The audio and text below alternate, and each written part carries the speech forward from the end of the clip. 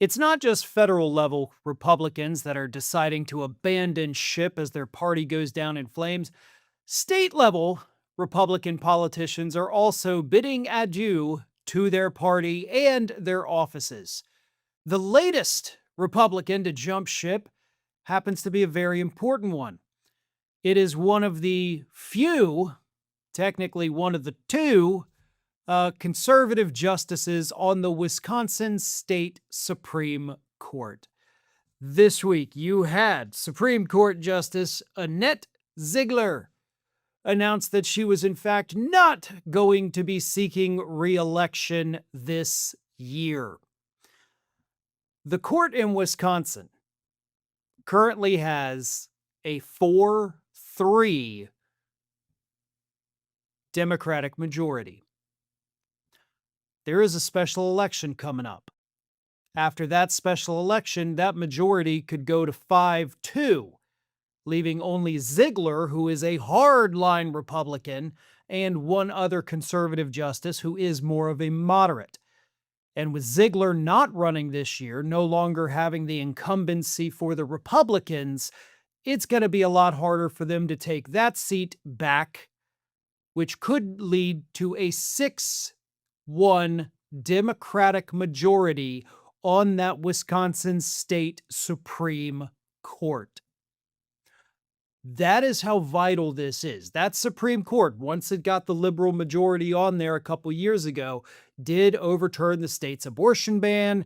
They've undone a lot of Republican stuff that actually pissed Ziegler off a lot, and some folks in Wisconsin seem to think that's why she ultimately decided that she is done.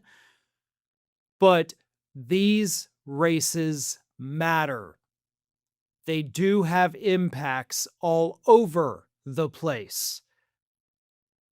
And Republicans are kind of getting screwed here.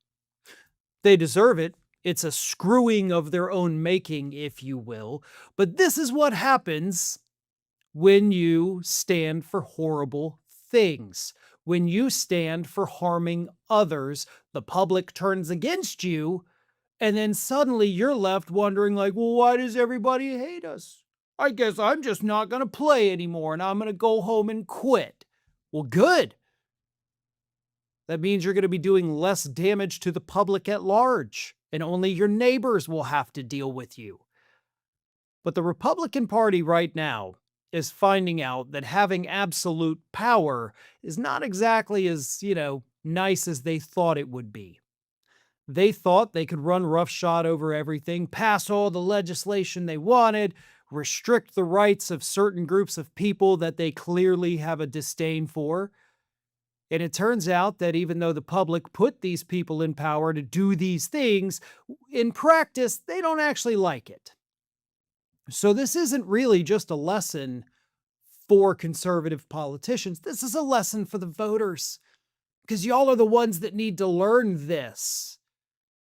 You hate everything that is happening. State level, federal level, doesn't matter. Y'all hate it, right? You clearly do. Polls show that you do.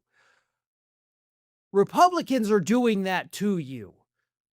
The Republicans that a lot of you are planning on going and voting for this coming November, they are the ones doing the things that you hate.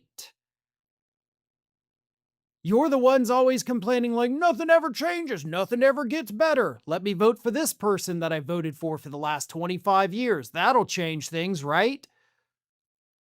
Voters, learn from these Republican politicians who are calling it quits. They've realized that their party can't win because they suck so badly. It's time for the conservative voters to come to that same realization.